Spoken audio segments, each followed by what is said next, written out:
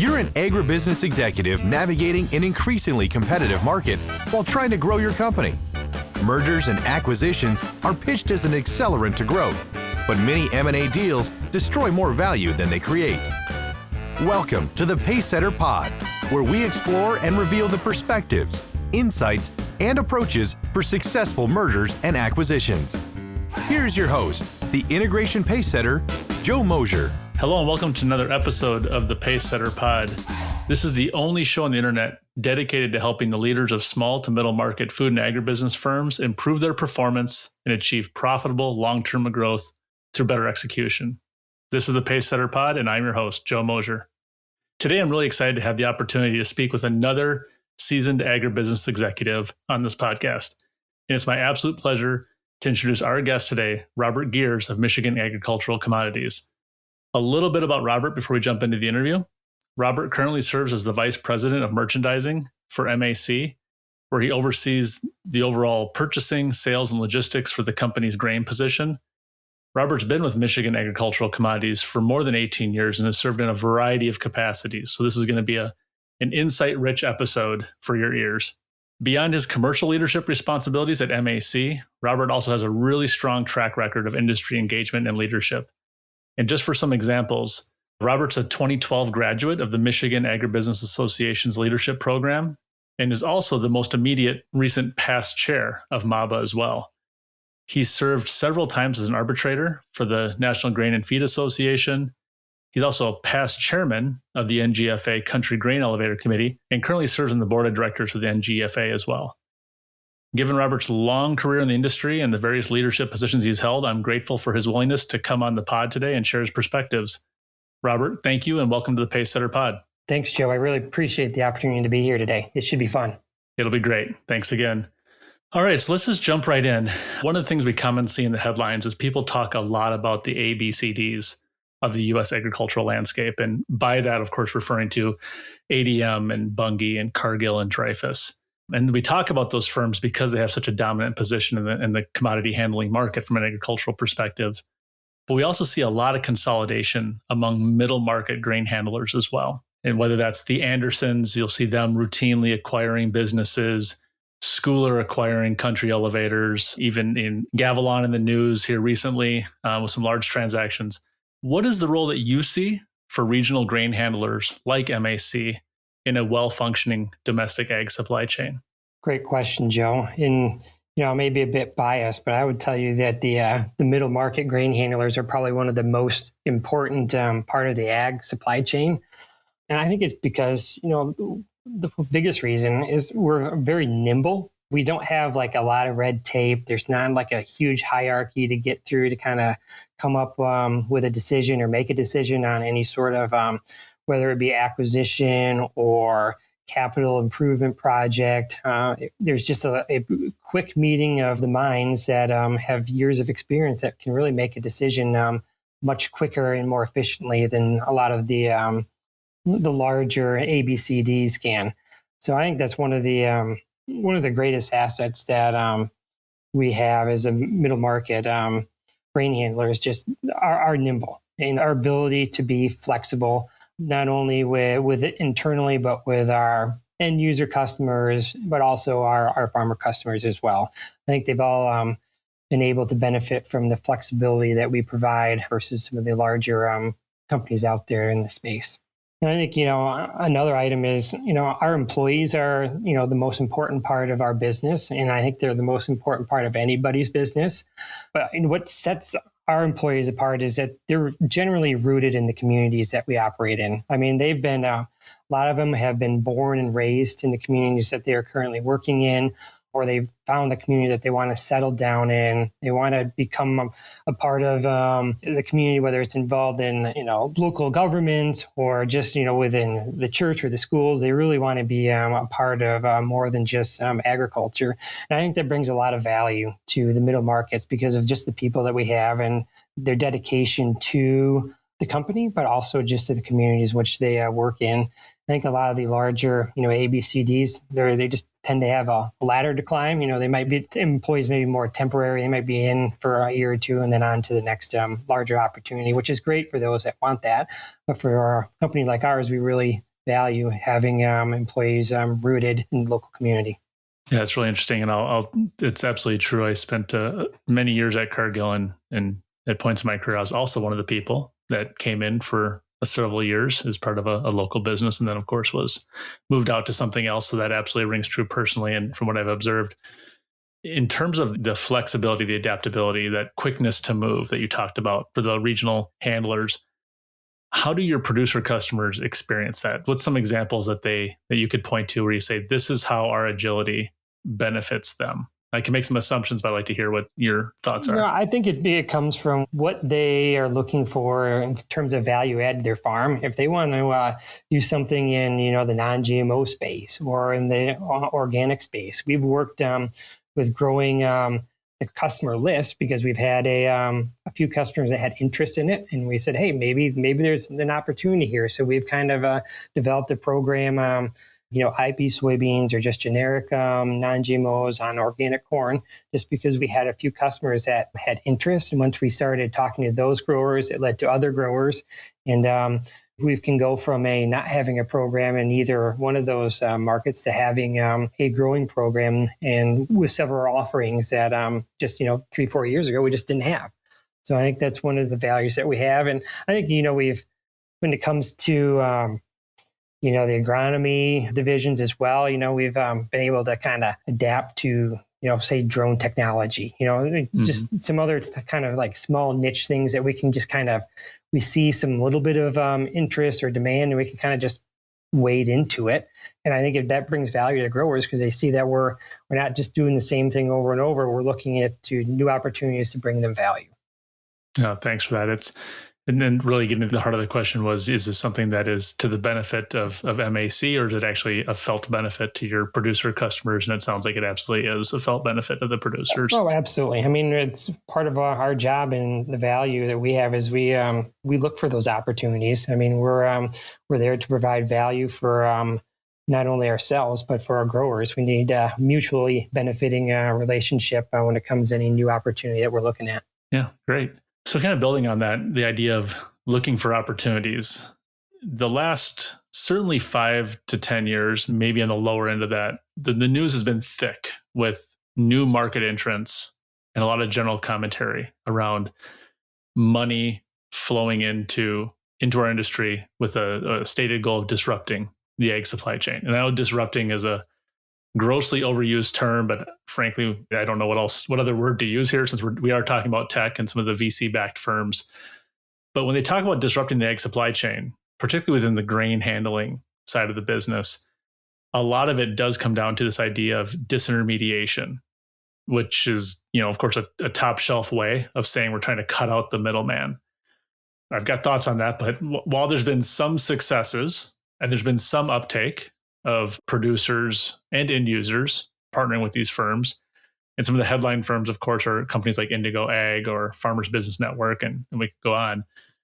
But in your view, what do you think the results of these efforts have been? Have they performed as promised? Have they been underwhelming? Somewhere in between? What are your thoughts? I think they've been underwhelming for the most part. I think a lot of it has to do with the fact they've underestimated the value of a relationship, like a person-to-person type of relationship, which comes from trust, really. I mean, in this space, when you've got, there's a lot of risk around price and physical delivery. It's really hard to underestimate the value of a relationship when it comes to, feeding an animal, right? If you're going to have a contract, an end user is going to have a contract with somebody, they want to make sure it's going to be there. They want to make sure, and the farmer wants to know that they're going to get paid. And I think that these new folks coming in, they maybe have a hard time realizing the value of knowing who you're dealing with and building that trust. And it's really just hard just to kind of break into a space like this from the outside. And, if these disruptors really wanted to be successful, they have to come from the industry, right? They have to be, they can't just come from the tech side and just think, I'm just going to go in and just disrupt this without really knowing the business. I mean, if they want to be successful, they need to be people that maybe have grown up in agriculture and know the challenges that we have and what problems we need solutions to. Because I think sometimes they try to sell a solution to a problem we don't have. And that's probably why the results have been a little underwhelming.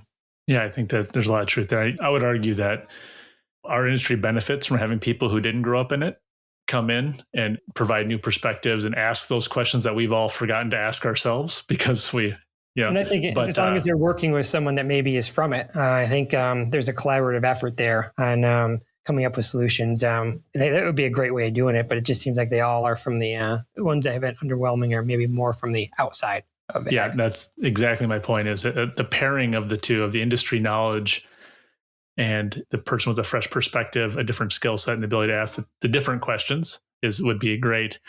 And I've also observed too, sometimes the assumption that having a middleman is a problem, when in fact the middleman in the context of the grain ag supply chain is not necessarily a problem unto itself. It's actually a value to the producers. And I wonder if you could talk a little bit more about what value does that classic middleman in the grain elevator play to the producers and end users? I think it's because we've become the trusted advisor. I mean, we're not maybe talking our position all the time, but we're just trying to provide information on, what's going on in the markets and from a future side or what's directing futures, and then also providing input on where the best home is for their grain. And it may not just be the local elevator. I mean, they're opening their eyes to opportunities in the direct ship space where we can send a truck in and we can send it to the best home is one of the areas where we can provide more value to the grower.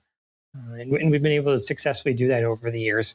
And I think it's because it comes back to the whole execution side. I mean, it's one thing in this industry, it's easy to put on the trade. The hard part often is, being able to execute and fulfill the obligation.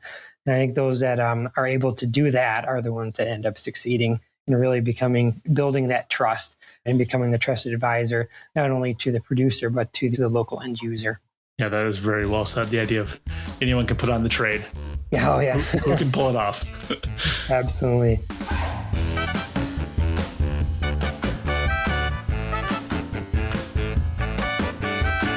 Poorly executed mergers and acquisitions destroy more value than they create. They can set your company back years. To defend your firm's position in the marketplace, you need access to the leading practices that unlock the greater potential of your people, processes, and systems. If you are undertaking a company transformation or pursuing an acquisition as a vehicle to grow, set up a call with Joe by visiting www.moshercg.com. And, our industry is, it's different when it comes to disintermediation, because we produce a product once a year. We're not like a manufacturer that's just, every day is churning out a widget. I mean, our widget gets planted in the spring and takes 3 months to grow, and then it takes, 2 months to harvest. So it's definitely a different industry than manufacturing when it comes to trying to kind of come in and cut out the middleman, because there's a value, and oftentimes that value is the space that we can bring to kind of store that grain. Absolutely. Yeah, not only does that widget only get produced one time a year, the rest of the time that you have it, it's doing everything it possibly can to dilute its own quality. So you're fighting against its own instincts. Yeah, absolutely. So we kind of started talking about the ABCDs, and we've moved then into the regional handlers. And so let's zero in even closer.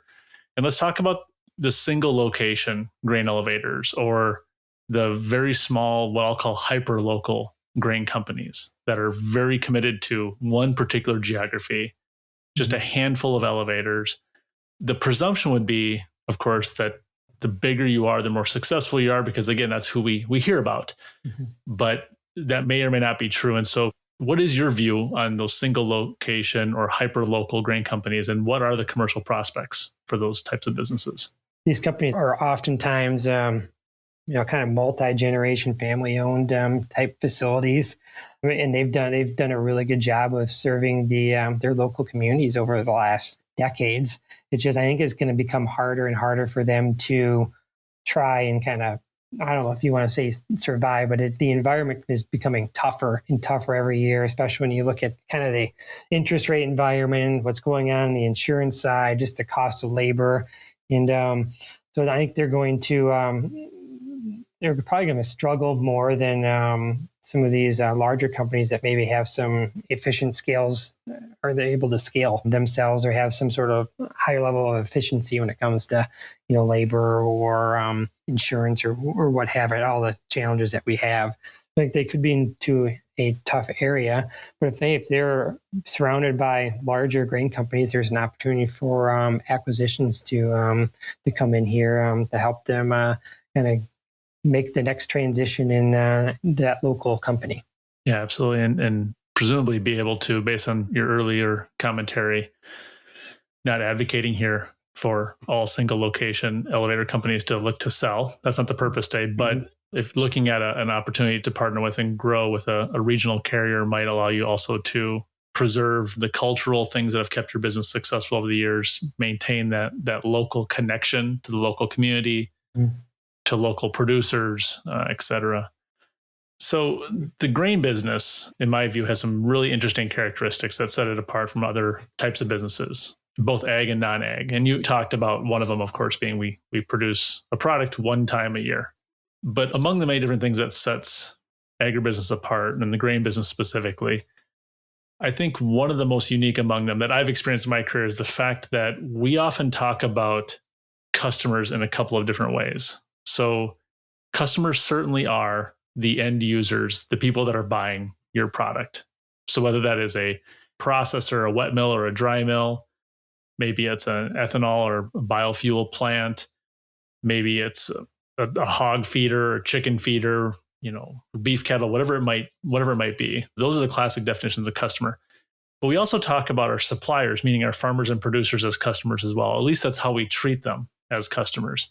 So for you, how do you strike the balance at MAC between creating value for all the parties, meaning you're creating value both for customers upstream from you, the producers, and downstream from you, the end users, but also making sure that your business stays commercially viable, both at the country elevator level and the terminal level? Because it is a balancing act. And I'd love to hear your thoughts on how you do that and how that has worked for so long at MAC. Yeah, that's the fun part about being the classic middleman, is you get to the opportunity to really get to know the each of your customers' needs. And one of the more interesting thing about these customers is they oftentimes have opposite needs. We have our farmer customers. They want the best price possible. They want the highest price, but our end users want the lowest. And so how does a farmer sell to the end user at the lowest price? They don't generally do that. That's not how it works. So that's kind of, I think, where our value comes in as a hedger, is we can, I love using the example, talking to friends and people I know about what I do is, I can buy something at $7 and sell it for $5 and still make money. And so I think that's the beauty of being a hedger in this business. Especially if you've got cash buyers around you. You can buy grain from the producer when prices are good. And then as soon as you start seeing lows in whether the corn, soybean, or wheat market, you start calling up those cash guys and hitting them hard and saying, hey, here's a great opportunity to buy some grain on the lows. So you can, one day you can be talking to a farmer to try to get him to sell at the highs. And, 3 months later, you've been calling the end user trying to buy them, get them to buy grain on the lows. So I think that's it's a fun part of what we're able to do. And, just knowing those different needs, those opposite needs that our customers have is really where we bring the value to them all. Yeah, I think that's a perfect example of what does kind of set this apart as well. Yeah, I remember my early days moving into the grain business and being told that if the business doesn't make sense to you, it's because you haven't developed the basis eyes. Mm-hmm. And of course, basis being the price of, the cash price relative to futures. Mm-hmm. And the idea that the price going up or down sometimes means a whole lot less in terms of the actual price than the directional movement and how you're positioned against that and what your bias is. And yeah, so sometimes it's completely divorced from the actual price. And for some companies, having a huge rally with corn going to $8.50, that's not necessarily a great thing from a working capital perspective. And so it is a business and industry that really challenges the classic assumptions around business and commercial enterprise. Mm-hmm. And I think that's, those high price environments is kind of going back to our last question, I think is can kind of challenge some of those single location grain elevators because, they are so rooted in the community, and they could be coming to a situation where the markets are so volatile where they have to step out of the market and just maybe not have a bid. And I think that's really hard for anyone to have to do when you're trying to provide value to the growers, to kind of step out just because of those capital requirements. Fantastic. Well, Robert, lots of really interesting points here today around agility, the power of relationships, trust almost as a risk hedge in some of the smaller communities where you operate, and just the magic of buy at 7, sell at 5, and go home happy. And you have both sides. You go home happy, the farmer goes home happy, the end user goes home happy. So we're creating value and happy people no matter what we're doing. Yeah, there you go. Awesome. Well, thank you, Robert, for the gift of your time and being so generous with your insights and perspectives. And of course, continued best of luck to you and the MAC team. And of course, I look forward to staying in touch and seeing you at some events here soon. Anytime. I appreciate it, Joe. You bet. Very good. Well, and to our listeners, of course, we appreciate you tuning in today. Before we go, I'd like to ask you to do just a couple of things. If the Pacesetter Pod has offered benefit and value to you, and there's others in your network that you think would also benefit from it, please be sure to share the podcast with them. Of course, feel free to follow and connect with me, Joe Mosier, on LinkedIn. And you can also find us online at mosiercg.com, where you can set up a call and access some of our information. And always, and finally, remember, this show is for you. So reach out and let us know what topics are on your mind, what you'd like us to talk about, things you'd like to learn more about. And of course, if you'd like to be a guest in the show, reach out as well. We'd love to have you. Thank you as always for listening to the Pacesetter Pod today, and have a safe day. This is thepodcastfactory.com.